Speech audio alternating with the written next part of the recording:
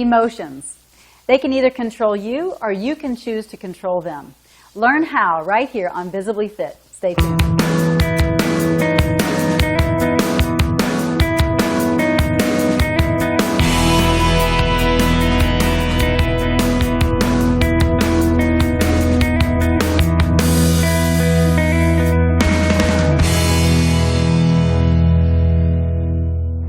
Hi, and welcome to Visibly Fit. I'm your host, Wendie Pett. It is always a joy to be here with you.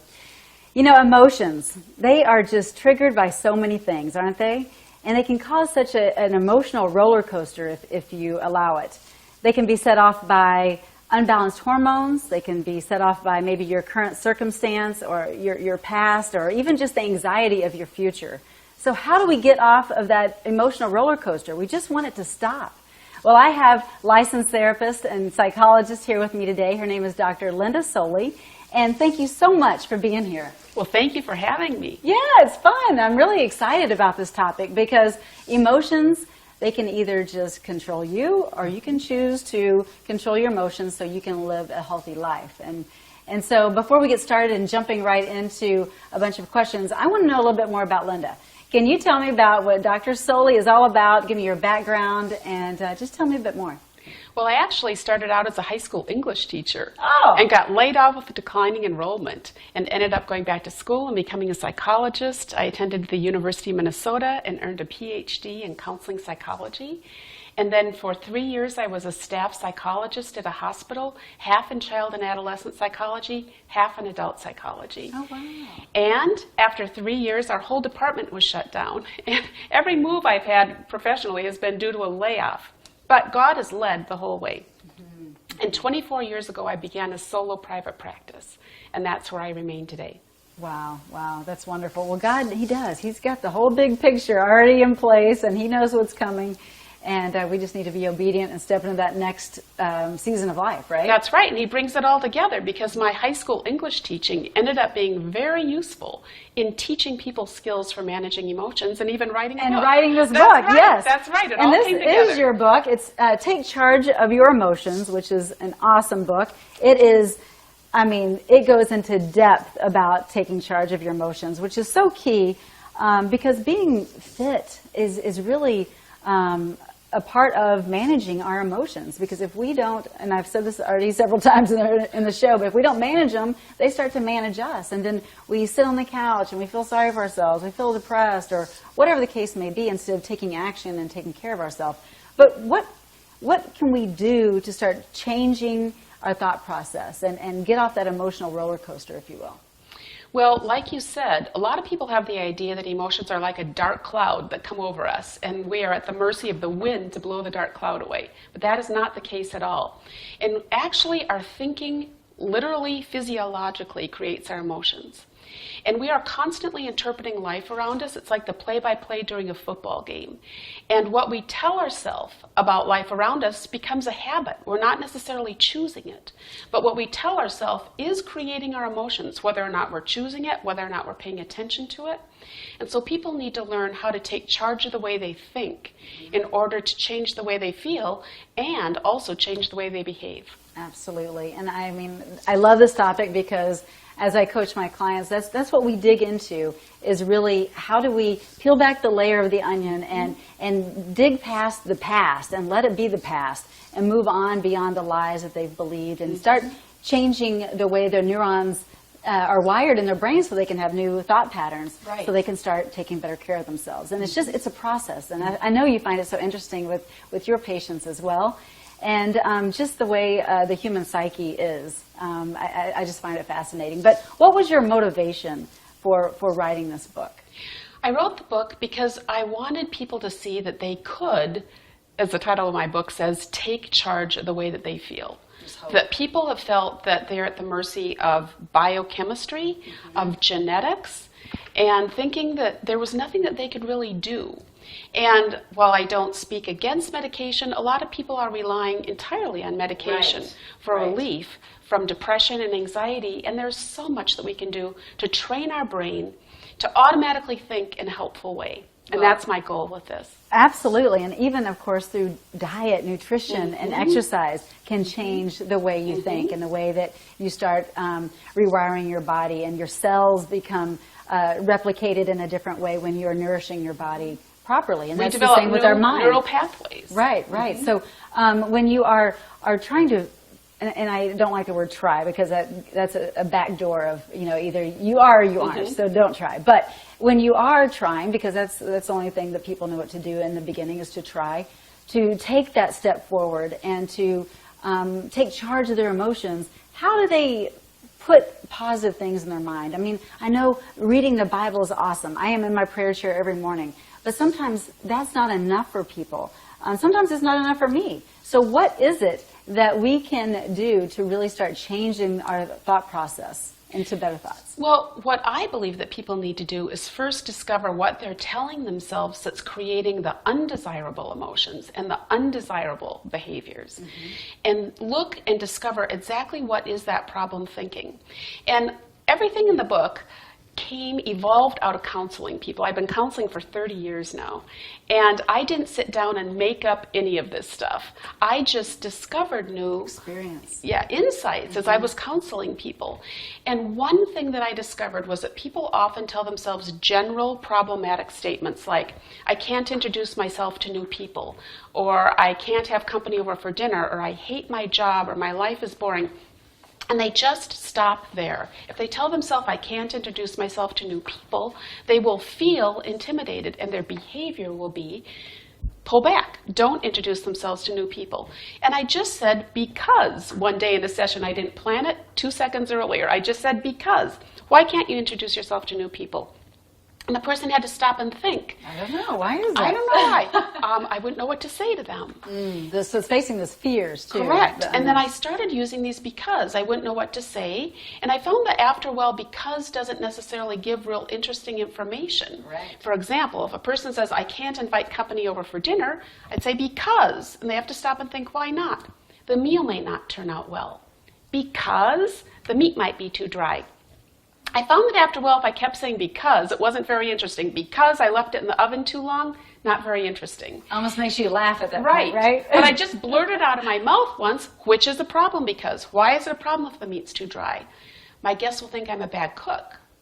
Which is a problem because they may not respect me. Which is a problem because maybe they wouldn't want to be my friend. It becomes ridiculous after a while. Right. And that propels a person toward a more helpful way of thinking.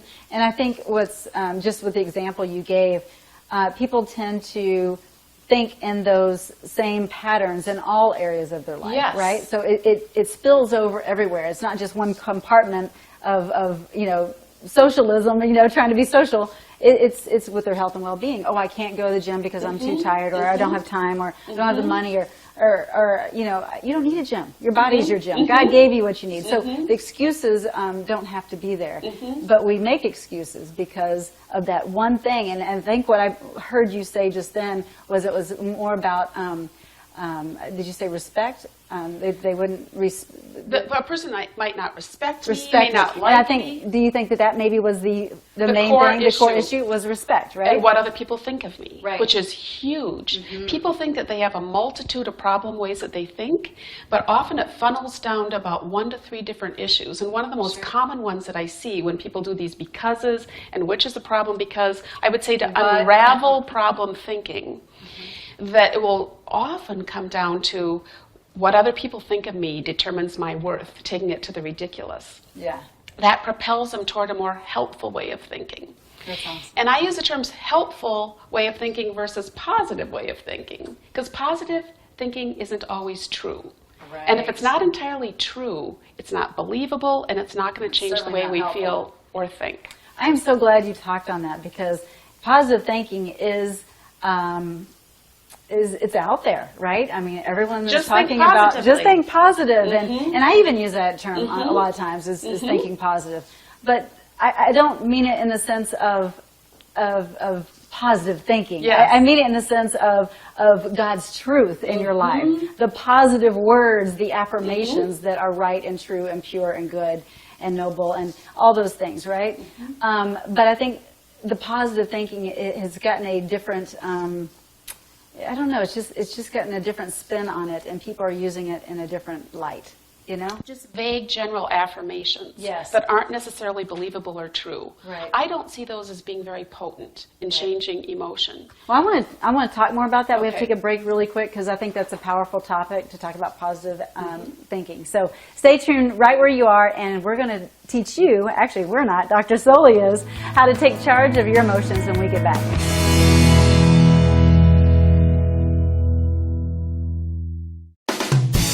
Do you sometimes think that you're too old, or maybe you're too far gone as it pertains to your health and your well-being? Well, it's not true, because your body is your gym. And I want to encourage you and invite you to go to wendiepett.com, because I have some great free resources for you and some free exercises that will teach you how to use your body as your gym. No matter your athletic ability or your age, you can do these exercises. So make sure you go to wendiepett.com to get your free resources.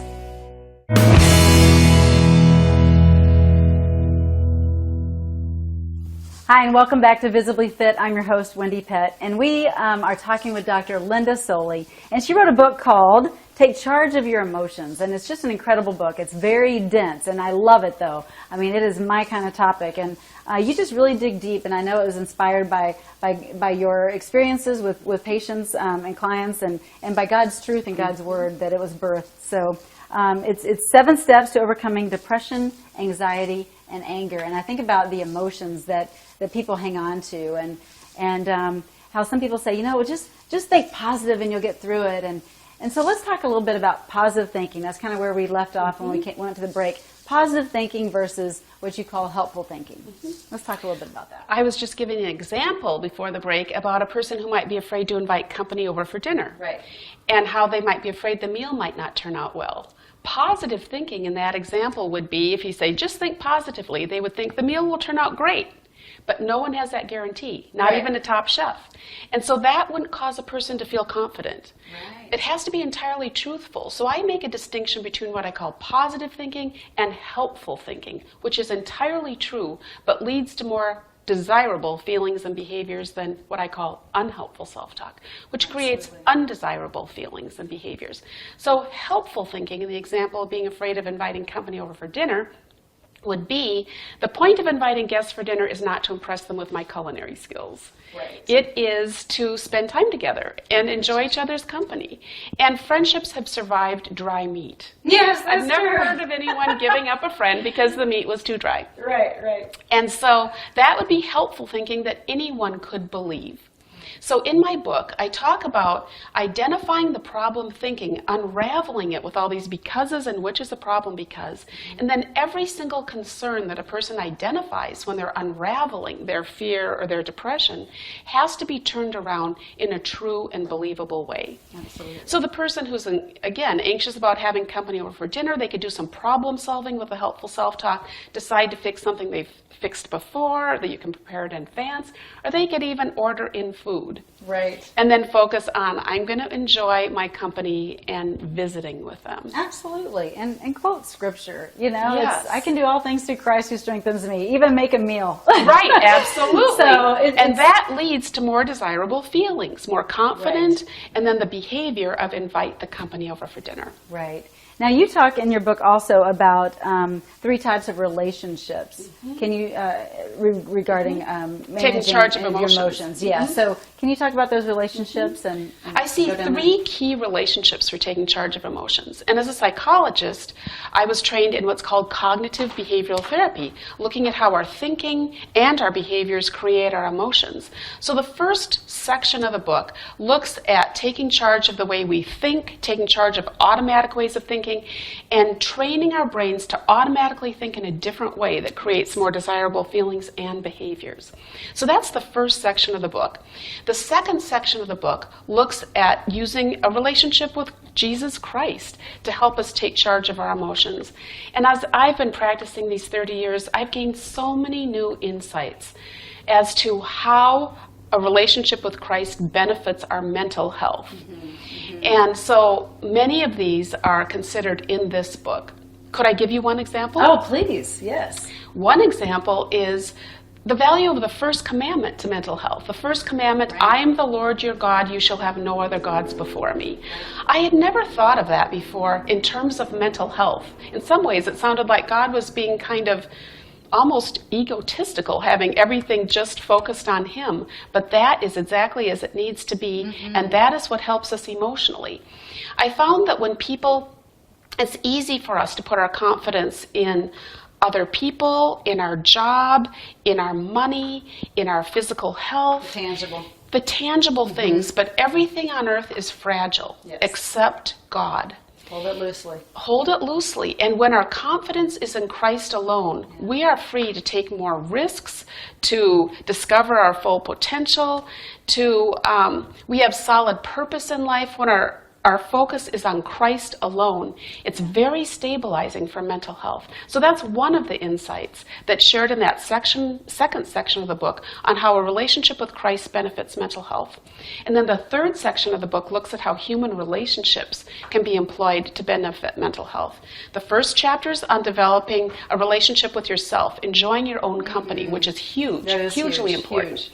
And Jesus said that we are to love others as we love ourselves, love our neighbor as we love ourselves. So many people look in the mirror and they can't stand it, even the That's sight of right. themselves. So I look at loving yourself, and then the next chapter's on loving other people, developing Yes. satisfying relationships with others.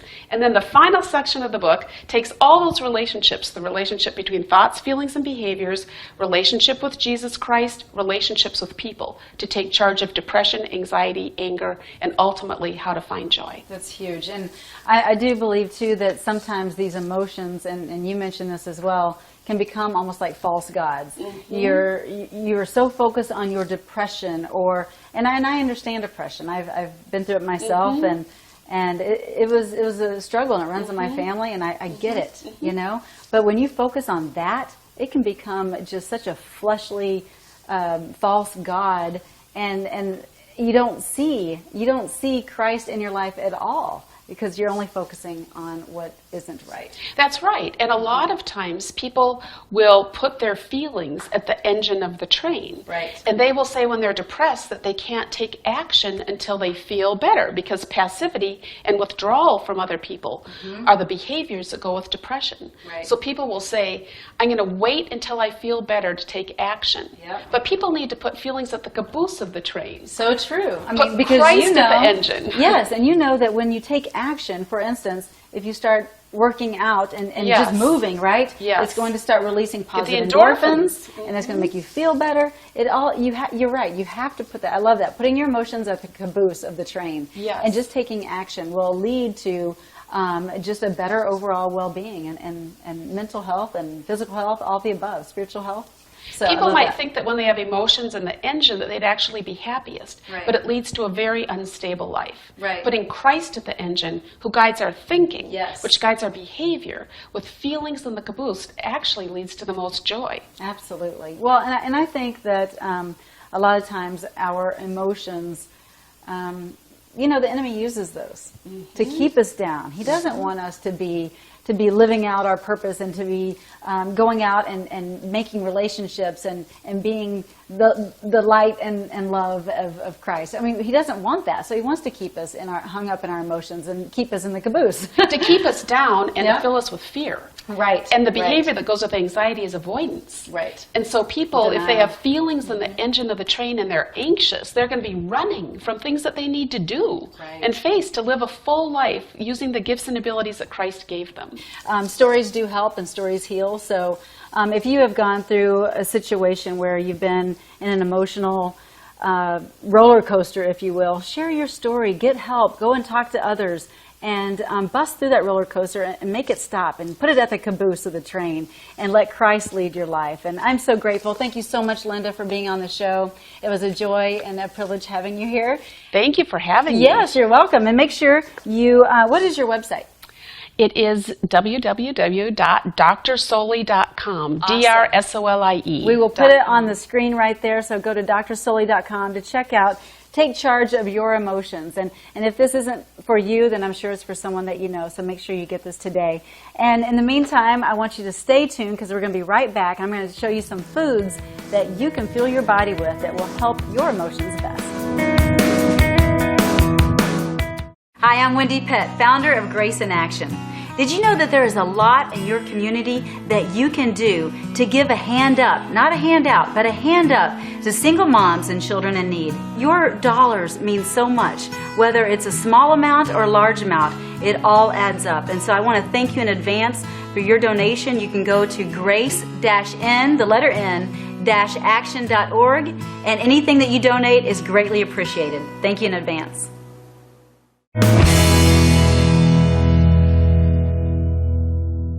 Hi, and welcome back to Visibly Fit. I'm your host, Wendie Pett. Before the break, we had licensed psychologist Dr. Linda Solie on, and we were talking about taking charge of your emotions. That was her book, Taking Charge of Your Emotions.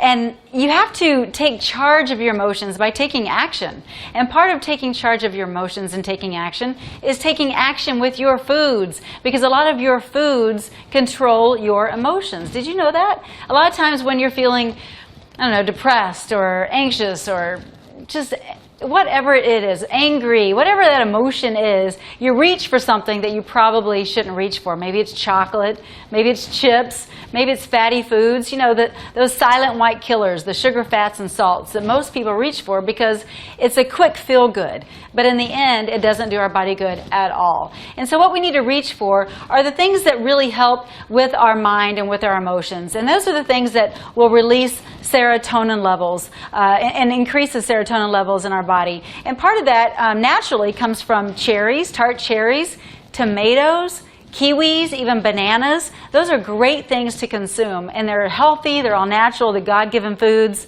You also need to consume things like that have omega-3s, right? So like chia seeds are great. I put those on my oatmeal in the mornings, or you can put them in a smoothie. Steel-cut oats and quinoa, and also, gosh, fatty fish like salmon. They have great omega-3s, and that's going to boost your emotional level. It's going to have you feeling better and healthier in no time, I promise. It's going to be better than fueling your body with the sugar, fats, and salts. So this is very important. Have you ever noticed that walnuts look a little bit like a brain? Well, they do. They're good for the mind. They are very good. They have incredible benefits, so make sure you eat walnuts. Now remember, they are fatty, they are a nut, but they're healthy fats, kind of like mixed nuts in general, or avocados. It's healthy fats, but you need fat in order for your brain to function properly. So make sure you are getting enough healthy fats in your diet, and that will help with your emotional state as well. You can really start to control your emotional state through the foods in which you consume. Things like kale and collard greens. So kale is just awesome. I put it in everything too. I put it in my smoothies. I do stir fry with it. I love kale, and I put in a lot of things that my son doesn't even know it's in there. So you can hide it well. And your body needs these type of foods in order to function properly. And when you're fueling your body with healthy, nutritious, God-given foods, then your emotional state will be much more even-keeled. So I really encourage you, whenever you're going through a tough time in your life, and if you're on that emotional roller coaster, go towards the healthy foods. Stay away from the chocolate. Stay away from the salts, the chips, the fatty fast foods, because that's kind of an instant gratification. That's what you want because you feel like you want it. But don't listen to those feelings. Remember, Dr. Solie was talking about putting your feelings, your emotions, on the back of the caboose on the train. Put your feelings on what you want to eat on that caboose as well. And instead,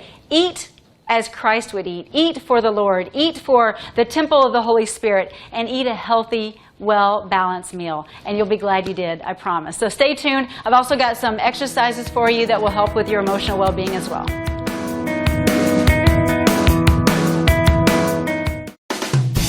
Do you sometimes think that you're too old, or maybe you're too far gone as it pertains to your health and your well-being? Well, it's not true, because your body is your gym. And I want to encourage you and invite you to go to wendiepett.com, because I have some great free resources for you and some free exercises that will teach you how to use your body as your gym. No matter your athletic ability or your age, you can do these exercises. So make sure you go to wendiepett.com to get your free resources.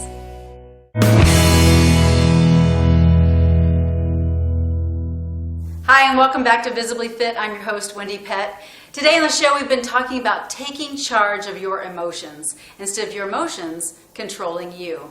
And we talked with Dr. Linda Solie about that, and we also talked about foods that you can eat that will fuel your body better so that you won't have such an emotional up and down roller coaster, because a lot of times, we are what we eat. And it's important to exercise, right? Because when we exercise, we release positive endorphins in the body, and it's those those feel-good hormones that keep you happy. And so when you're on this emotional roller coaster and you're trying to think outside the box of what action can I take, exercise is one of them. So instead of, thinking outside the box on just what actions to take, I'm going to have you get on the boxes. Now these are my boxes that I use a lot for push-ups and step-ups and squats and all kinds of fun stuff. So that's what I'm going to show you today. Now, if you don't have boxes, that's okay. You can use cinder blocks or stools or whatever the same sizes that are sturdy. You can use these. Now I'm going to start with push-ups, and I like these because it allows you to go deeper into your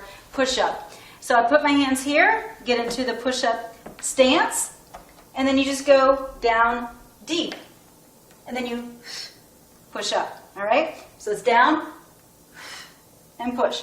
Now, maybe you're starting on your knees. That's okay.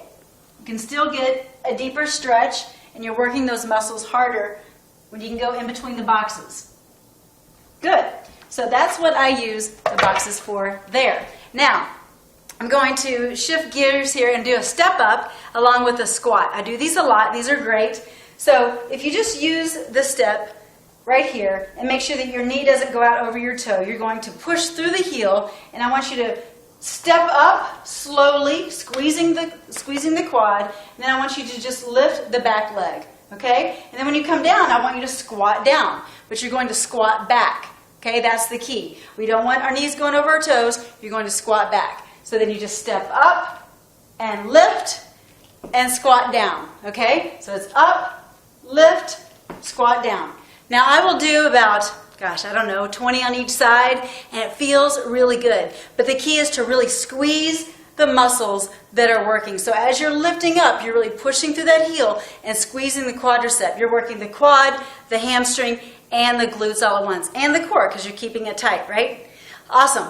Now I'm going to have you go back down to the floor, and we're going to work the boxes in a different way. I like to do decline push-ups. I just put my feet on the boxes, and then I come out like so, and just push up. Okay, like that. Or you can come up in a pike position. This works your shoulders better. And you go right down to the head and push up. Head and push up. So there's a lot of different variations that you can do while you're thinking outside the box and you're using boxes for your workout. It's going to help really to change your emotional state. So I encourage you to get any kind of workout in. I don't care if it's just walking around the block. Do something. Something is always better than nothing, and it will allow you to take charge of your emotions. So thank you so much for tuning in to Visibly Fit, and I look forward to seeing you same time, same place next week, right here on Visibly Fit.